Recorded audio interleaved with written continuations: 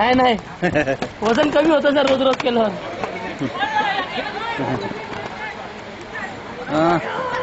Sir आपलं नाव काय म्हटलं? मुकेश बिरांजे. सर मुकेश बिरांजे सर, आपण नॅशनल या टुर्नामेंटमध्ये अंपायरिंगचं काम करताय आणि खरं तर अंपायर सुद्धा तितकाच जमतोय जेवढ्या प्लेयर्स पण हे होतात. तर ह्या अंपायरिंगची काय पद्धत आहे, काय म्हणजे कशा पद्धतीने अंपायरिंग सुरू होतं ह्या मॅचमध्ये, काय सांगाल सर? अंपायरिंगसाठी पहिलं त्याचं एक त्याची टेस्ट होती, ती टेस्ट द्यायला लागते पहिला. ती टेस्ट होते, मग त्या टेस्टमध्ये पास व्हायला लागतं. मग अजून खूप काही मग मॅचेस भेटतात. हळूहळू थोडंसं डेव्हलप होत जातं स्टार्टिंगला. म्हणजे ह्याच्यामध्ये ह्याच्यामध्ये ज्या वेळेला सुरुवात ज्या अंपायरिंग होते, ॲक्च्युली पहिलं तुम्ही खेळाडू म्हणून काम करता, व ह्या अंपायरिंग ज्या वेळेला सुरू होतं त्यावेळेला थिअरॉटिकल वरती जास्त भरोसा असतो का प्रॅक्टिकलवरती? प्रॅक्टिकल. ह्याच्यामध्ये तुम्हाला मग काय मॅचेस दाखवतात किंवा व्हिडिओ मॅचेस पाहता?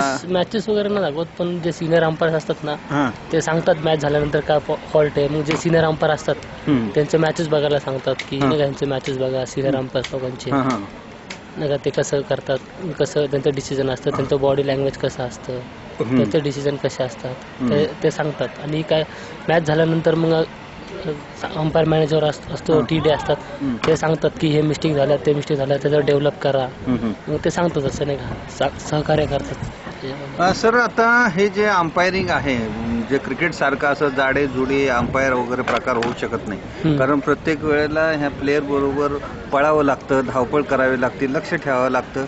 तर ह्या अनुषंगाने मग तुमचा स्वतःचा फिटनेस असा कितपत ठेवता तुम्ही किंवा काय? सर त्याच्यामध्ये अंपायरिंगसाठी एक बीप टेस्ट म्हणून एक टेस्ट असते, त्यासाठी त्यांचा टायमिंग असतो, त्या टायमिंग सर पळायला लागतं. त्याच्यासाठी वर्कआउट भरपूर करायला लागतो, असं रनिंग वगैरे, जॉगिंग, शॉर्ट स्प्रिंट असे काही काही आहेत एक्सरसाइज आणि हे याच्यावरती पण लक्ष द्यावं लागतं. फिटनेसवर तर लक्ष द्यायला कंपल्सरी, कारण की गेम एवढा फास्ट झालाय की ज्या स्पीडने प्लेअर घेतात त्या स्पीडने अंपायरला पण तेवढंच मेहनत करायला, सराव करायला लागतो, पळावं लागतं, रनिंग तेवढंच खूप. सर आता ही जी मॅच आहे रेल्वे विरुद्ध समजा मुंबई, आता ह्या मॅचमध्ये अंपायरिंग ज्या वेळेला तुम्ही करता त्यावेळेला काही संघ कमी जास्त असं होतं, तर त्याच्या संदर्भात तुम्ही काय मत व्यक्त करू शकता किंवा नाही करत का? अंपायर आम्ही काय बोलू नाही शकत त्यांच्यावर, त्याचं प्लेअरवर डिपेंड आहे. त्याचे कोच मॅनेजर असतात, ते सांगतात. आमचं तर फक्त काम अंपायरिंग करायचं आणि मॅच चांगल्या पद्धतीने पार पाडायची बस. ह्यामध्ये ज्या वेळेला तुमचं हे होतं, आता हे अशा पद्धतीने हिट लागली किंवा काय, ह्याच्याबद्दल कसे नियम आहेत, काय नियम नाही काय? आता बघा त्याच्यावर कसं आहे की बॉल पोझिशन बघा की खूप डेंजरस आहे का, तिने स्वतःहून मारला का चुकून लागलं का, ह्या सगळ्याकडे लक्ष द्यावं लागतं. खूप डेंजरस असतं मग टाइम आउट घेऊन त्यांना बाहेर ट्रीटमेंट करायसाठी यासाठी. मग आता ज्या वेळेला तुम्ही हे टाइम आउट देता किंवा ते, तर ही टाइम आउट देणं, अंपायरिंग वरती पण लक्ष ठेवणं, हे कसं टाइम आउट तर सर द्यायलाच लागतो ना. अगर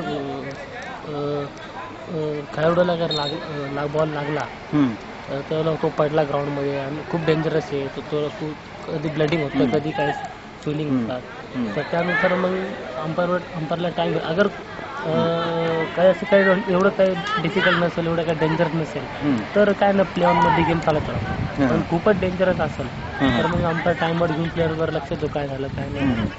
आणि त्याच्यामध्ये मग अगर प्लेअरनी मेडिकल घेतलं, ट्रीटमेंट घेतलं, तर त्याला 2 मिनिटासाठी बाहेर जावं लागतं. आता हे जे टाइम जो आहे 2 मिनिटाचा 3 मिनिटाचा, काही वेळेला तुम्ही पनिशमेंट पण देतात, तर हे टाइम प्लॅनिंग मॅनेजमेंट हे ह्याच्यासाठी तुम्हाला कोणाची मदत होती? टायमिंग आम्ही फक्त त्यांना जेव्हा आम्ही कार्ड देतो तर त्यांना फक्त आम्ही कार्ड देऊन सोडून टाकतो. बाकी त्यांचं तिथं टायमिंग वगैरे बघायचं, ते जो टेक्निकल टेबल असतो ते तिकडनं ते करतात. ते मग ते त्यांचा टाइम लावतात की 2 मिनिटं, ग्रीन कार्ड म्हणजे 2 मिनिटं, जसं ते 2 मिनिटं ते टाइम. ग्रीन कार्ड म्हणजे आता टाइमचं शेड्यूल कसं आहे? Green card, yellow card? Green card दिले की 2 मिनिटासाठी बाहेर, येलो कार्ड असले की 5 मिनिटं, आणि खूप डेंजरस असेल तर अंपायरवर डिपेंड आहे की 5 मिनिटं की 10 मिनिटं.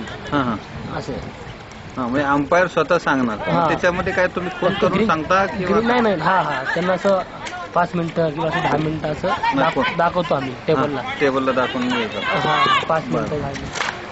आता इथं हिट केली लागलं नाही, परंतु मग अशा वेळेला तर तुम्ही कसं काय लक्ष देता किंवा काय बघा बॉल सिच्युएशन बघा लागतं ना, तर की बॉल कुणाकडून निवडला, कोण त्याला डेंजरस बनवतंय, हे सगळ्याकडे लक्ष द्यायला लागतं. पण आता ज्या वेळेला बॉलच समजा दिसत नाही अशी पोझिशन असेल तर तो सेकंड जो दुसरा आपला अंपायर आहे त्याच्याकडे आय कॉन्टॅक्ट करायला लागतं. आता तुम्ही तुमच्या दोघांचे आय कॉन्टॅक्ट असणं कंपल्सरी आहे.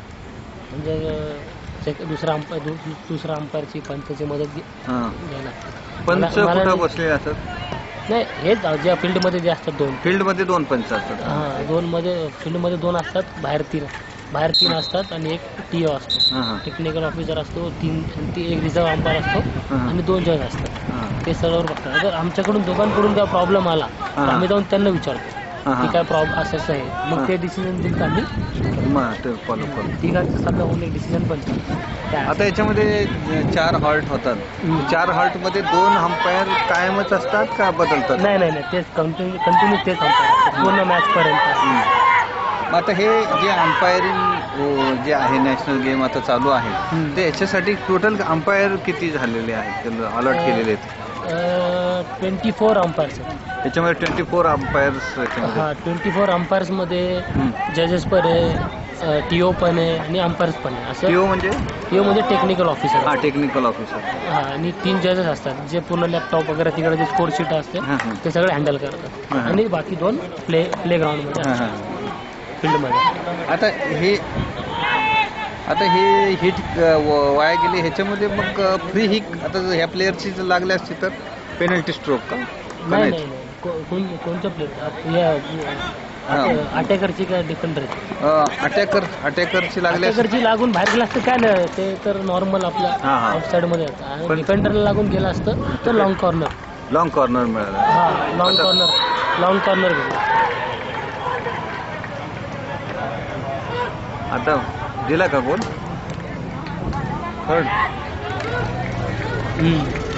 आता गोल दिला. हा, दुसरा गोल झाला मुंबईचा दुसरा गोल झाला. आता याच्यामध्ये तुम्हाला ही जी मुंबईची टीम आणि त्याच्याबरोबर रेल्वेची, त्याच्यामध्ये कोणाचा पडाव जास्त वाटतो? असं तर दोन्ही टीम चांगल्याच आहेत. दोन्ही चांगलंच खेळतात. त्यांचं पण तेवढंच अटॅक होतात, ते तेवढं पण त्यांचं मुंबईचे पण तेवढंच अटॅक होतात, ते रेल्वेचं पण तेवढंच अटॅक होतात. दोन्ही टीम चांगले खेळतात. मग ह्याच्यामध्ये एकदम आउटस्टँडिंग दोन्ही टीम पण नाही खेळतात. 2 साइड मॅच मध्ये दोन्ही टीम चांगल्या आहेत. दोन्ही अटॅक करतात. दोन्ही यांचं पण तेव्हा सेम अटॅक आहे. त्यांचं पण बॉल पोझिशन पण दोन्ही सेम. त्याच्यामध्ये तो अंपायर हा चांगल्या प्रकारचा कॉमेंट्री करू शकतो. त्याला साधारण मॅचचं जजमेंट आणि हे सिस्टीम चांगली. अंपायरचे बॉल कोणाच्या कोर्टमध्ये कोणत्या एरियामध्ये जास्त आहे ह्याच्यावरून आता तर मी आता 5-10 मिनिटाला मॅच बघतोय. ते 5 मिनिटामध्ये रेल्वे जास्ती प्रेशर टाकतोय. रेल्वेची जास्त, कारण ते आता कमी स्कोर मध्ये आहे. आणि आता ते लीड मध्ये झाले गेले ना, तर आता हा लास्ट क्वार्टर आहे, लास्ट हाफ आहे. त्याच्यामध्ये त्यांना गोल मारणं कोण कंपल्सरी आहे, कारण की आजकालच्या हॉकीमध्ये 1-2 गोल काही उपयोगी नाही. तुम्हाला जास्त गोल असले तर मग काय नाही. आता 1 गोल कधी पण होऊ शकतो, इक्वलाइज होऊ शकते मॅच. आणि स्कोर 2-1 चालला, मॅच चांगली चालली तर 2-1 स्कोर पण होऊ शकतो. त्यामुळे लोक जास्त अटॅक रेल्वेला प्रयत्न करतील, जास्तीत गोल मारण्याचा प्रयत्न. कारण की आता मोस्टली फक्त 6-7 मिनिटाचं हे गेम बाकी असेल, 7-8 मिनिटाचं. तर ते मुंबई पुन्हा आता दोन्ही टीम जास्तीत प्रयत्न करतील की कशी गोल मारायचा, अटॅक कसा करायचा. आता हा लॉंग गोल म्हणजे ह्या आडव्या रेगेपासून दिला जातो. हो, ते नवीन तो रूल्स काढले हॉकी FIH जे आहे, जे हॉकी फेडरेशन आहे, ते त्यांनी नवीन रूल्स काढले. आता सगळीकडे तोच रूल्स फॉलो होतो. आता तुम्ही नॅशनल गेम मध्ये कोच आहात, तर लोकल लेवलला तुमचं कितपत तुम्हाला मागणी असते किंवा बोलवलं जातं किंवा काय? ते तर हॉकी इंडिया आहे ना, ते तर हॉकी इंडिया हॉकी इंडिया आहे ना, आताचं काय पॉईंट झालं ते काय? आता त्या बॉल डेंजरस झालं म्हणून तो सोडून उडलं म्हणून अंपायर थोडं डिले झाल्यामुळं डिसिजन बाकी काय नाही एवढं नॉर्मल काय आहे ना. कसं आता गोल दोघांचे इक्वल मॅच चालू ना, तर दोन थोडंसं हे करतीलच. दोघांचे 2-2 झाले. एक झाला ना आता यांच्या एक मुंबई गोलनी माग आहे, मग थोडंसं आता करतील. आता रेल्वे आघाडीवरती आहे. हा, रेल्वे एक गोलनी आघाडी.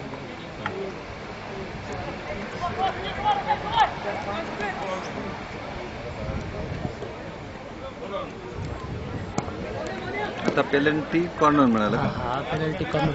हा कोणाला? रेल्वेलाच परत. हो, रेल्वेला.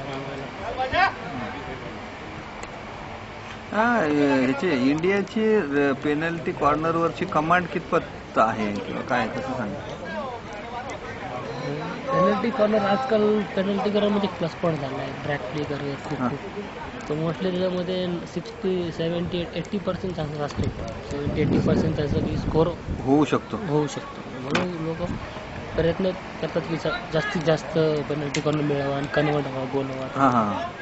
त्यामुळं एक 80-70% चान्सेस असतो ते गोल होतील म्हणून. आता 3-1 आघाडी. 3-1 आघाडी.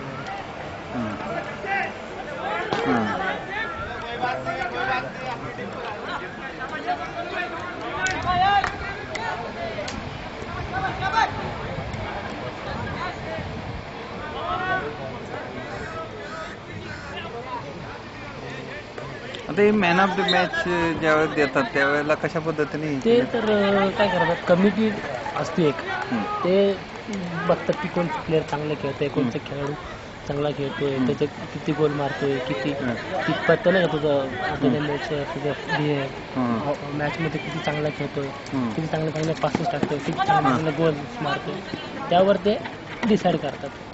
ही कमिटी असते ते डिसाईड करतात की नाही कुणाला द्यायचं, ती कमिटी डिसाईड करतात. त्या प्लेअरच्या खेळावर समजा एखाद्या प्लेअरने 3-4 गोल मारले, एखाद्या प्लेअरने हॅट्रिक झाली तर त्या हिशोबाने 4 गोल.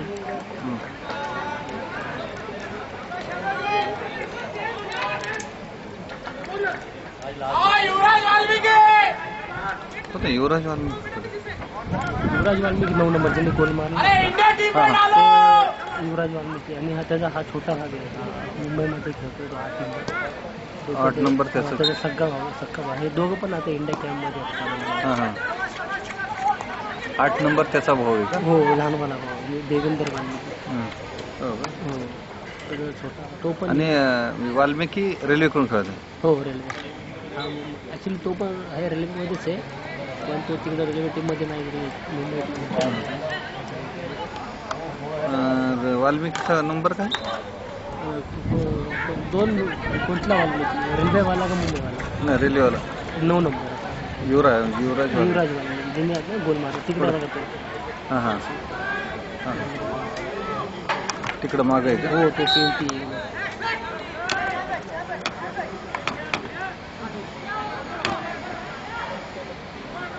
इकडे पाठीमागे.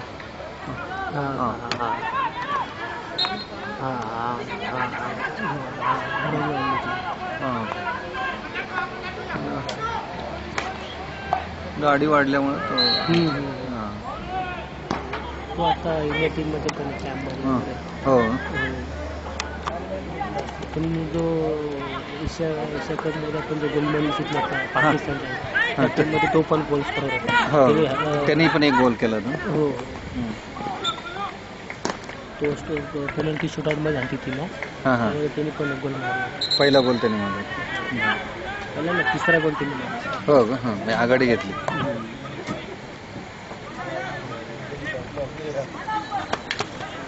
त्याचं पण झालं इंटरव्ह्यू.